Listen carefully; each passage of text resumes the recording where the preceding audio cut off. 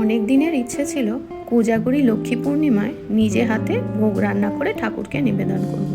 কিন্তু ভোগের বাসন যতবারই কিনতে গেছি মা বলেছে এই বাড়িতে তো অনেক বাসন রয়েছে, একদিন না একদিন সবই তো তুই পাবি। তাই আর কেনা হয়নি।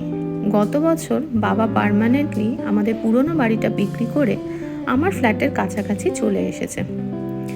তাই বাসনগুলো আমার কাছে চলে এলো বলে ডিসাইড করলাম এই বছর তো অবশ্যই ঠাকুরের জন্য ভোগ নিবেদন করব। তারপর এতদিনের একটা বড় ইচ্ছা পূর্ণ হয়েছে। বাবা অনেক দিন ধরেই রাজি হচ্ছিল না পুরনো বাড়ি বিক্রি করার ব্যাপারে, কিন্তু আমার সবসময় একটা টেনশন হতো, এত দূরে বাবা মা থাকে আর আমি প্রত্যেক সপ্তাহে যে যেতে পারি, দেখা করতে পারি, সেটাও সময় হয়ে ওঠে না।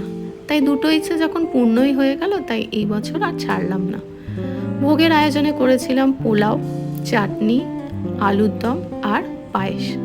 পায়েসটা মা করেছে। মা খুব সুন্দর পায়েস করে, এরকম ঘন দুধের মতো, ক্ষীরের মতো একদম।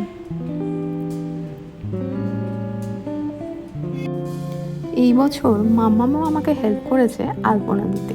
ঘরের বিভিন্ন জায়গায় যে ছোট ছোট লক্ষ্মীর পাগুলো আঁকা হয় সেটাও আমাকে করে দিয়েছিল। এইটুকু হেল্পই আমার জন্য যথেষ্ট ছিল। এটা আমার ঠাকুরের সিংহাসন, এটাকেও আমি আজ সেদিন সুন্দর করে সাজিয়ে নিয়েছিলাম আর নিচে করেছিলাম লক্ষ্মী পুজোর আয়োজন। স্বাভাবিক এত বাসন কোসন ওপরে আটে না।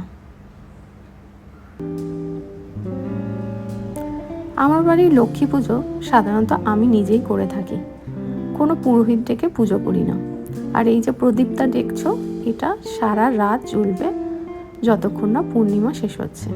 মাঝে মাঝে উঠেই আমরা দেখি প্রদীপটা ঠিকঠাক জ্বলছে কিনা।